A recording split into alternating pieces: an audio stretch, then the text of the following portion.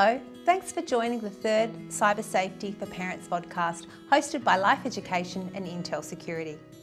I'm joined once again by Brett Hanneth from Intel Security and Alex Merton-McCann, Intel Security's Cyber Mum. In the previous sessions, we have outlined the risks children may face online, as well as examining where they spend most of their time online and how to encourage forming good habits for all of the family. In this session, we'll work on understanding new technology. Brett, how are new technologies impacting the skills of our children? What was really interesting from the research that we conducted last year and the year before was that children really want to take on new skills about how to defeat cybercrime. So they're very aware of it and they really want to develop their own skills on how to combat it. So that's really, really encouraging. The thing we have to understand though is that there's all sorts of new technologies where cybercrime can actually take effect. And it's a bit daunting for parents as well as children to keep up with these things. They get excited by them, but we need to keep track of how potentially our children can be, adversely affected by these technologies. What are the laws around social media? Are there age limits? There definitely are, but I think it's also important just to remind ourselves what is social media. Facebook, YouTube, Snapchat, Flickr, they're all forms of social media. In other words, ways that people connect. But the thing is, social media has only been around about 10 years and laws take time to catch up with technology. Sure. The good thing is that they have caught up. But not all children know or practice law. So we have to be aware that almost 60% of children have used a social media site and they've probably created fake social media profiles like we discussed in the last session between the ages of 7 and 8. So we really have to be aware of not only the variety of platforms that they have, but also we have to educate them on what's appropriate on them and more importantly, what age is the right age to actually be on them. Because they may not grasp the impact or consequences of being on these platforms. Right. So are there any age limits around the technologies and the new sites? Yeah, there definitely is. And if we focus on social media, we talked a lot about social media in our last session, but the magic age, I think Alex, 13. Is 13. So things like Facebook, Twitter, Instagram, Pinterest, the legal age for those is definitely 13.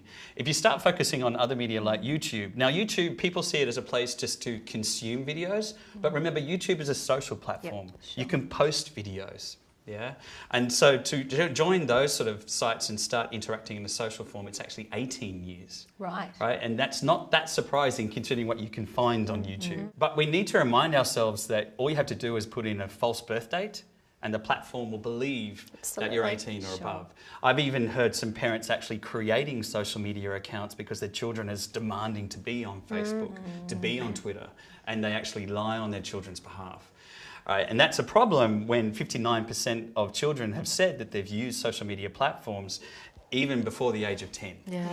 And there is some content out there we don't want to expose 10-year-olds to. Absolutely not. So I think as parents, the best thing we can do is actually understand these platforms that our kids are on, so we can actually monitor what they're doing on these platforms. So if your kids are on Kik, dare I mention it, Snapchat, Facebook, Instagram, get on. And don't just join up, but actually, follow some people, make some posts, see how it works. It's really, really important. Alex, what suggestions do you have on how we can make sure that children do understand what the rules are? It's really, really hard. I mean, firstly, we need to make sure that they know that it is 13. 13 is the magic age, it appears, with one or two exceptions.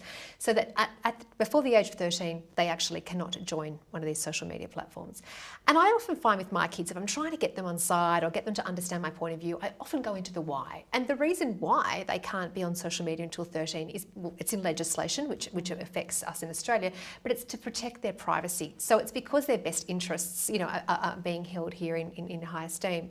And so if they're 10 and 12 and they're busting to get on, I would recommend trying to redirect them, because there's a couple of really great social media platforms that have been really, really well developed for this tween age. Moshi Monsters is a good one, probably a little bit younger, but there's also Grom Social and Club Penguin's a classic. So there are some social media platforms they can use, so they don't feel like they're being left behind. And sometimes sometimes just the jargon scares us Yep, off. totally. All right, I'm MMing, DMing. I mean, Yep. what do these things mean? And so we are sharing with the viewers a couple of the terms to look out for. Yep. So just as Alex says, experiment with the platforms, get to know the jargon. Totally. Yeah.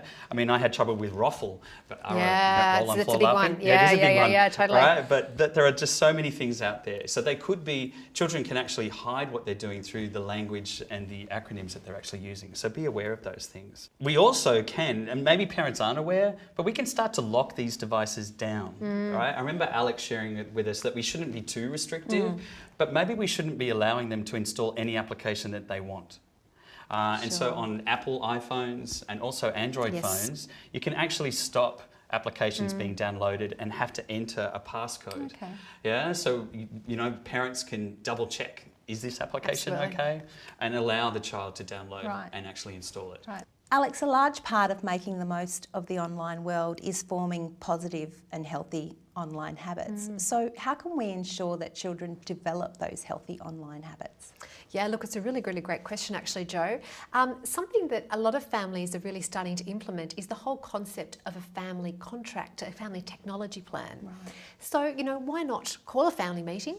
Sit down when everyone's calm, as I said, relaxed and in a really good place, and actually discuss some of the key issues evolving around technology. For example, the amount of time that, you know, people should be spending on devices, and include the TV, include everything that has a screen. Don't let that TV sneak in. Talk about the sorts of sites that they should be visiting. Talk about the way they need to interact with others online as well. But you need to be mindful that it's important to have some guidelines and some boundaries, but you don't want to be too restrictive either. Right. It's finding that sweet spot because, you know, the whole concept of the forbidden fruit, too many restrictions makes things a little bit more attractive. Right. So just focus on the main points, I would, in a contract. So Alex, why are these contracts so important, do you think?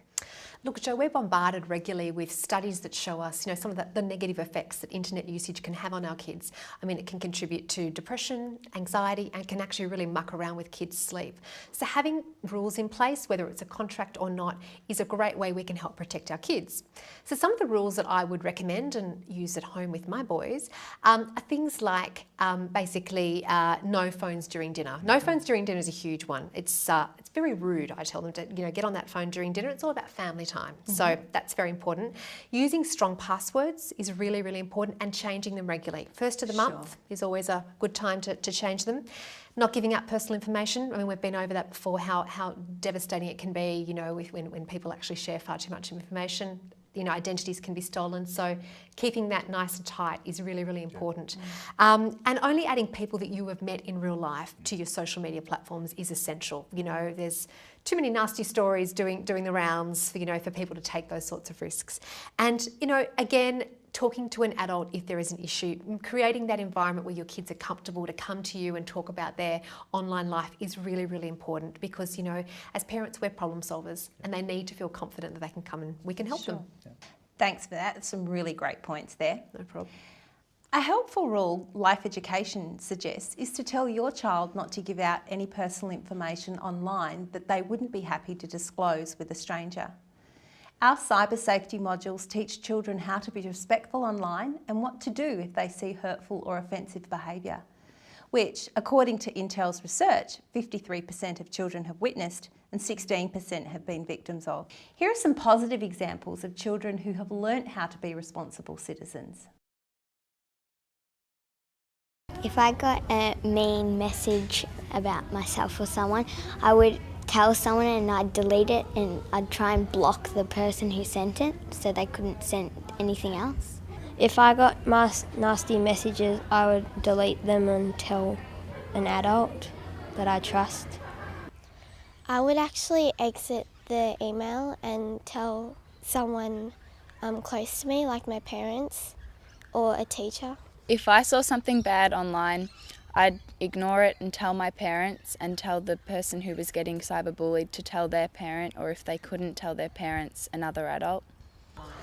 If I saw some really nasty behaviour, I would first tell a teacher if it happens at school, but if it's happening at home, I would tell my parents. If I saw bullying, I would tell Mum and Dad, just because they'd know what to do. Those were some really great examples of kids behaving positively online. Brett and Alex, thank you again so much for your time with the podcast. Thank you. Really enjoyed it. Thank you. Thanks for joining us for the third session of Cybersafety for Parents. For more information, please be sure to visit the Office of the Children's eSafety Commissioner website, which has lots of resources for the correct reporting of issues online.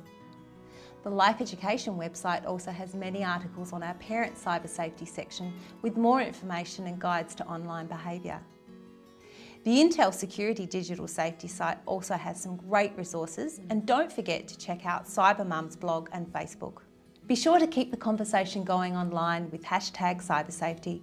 We hope you found these podcasts helpful. Bye for now.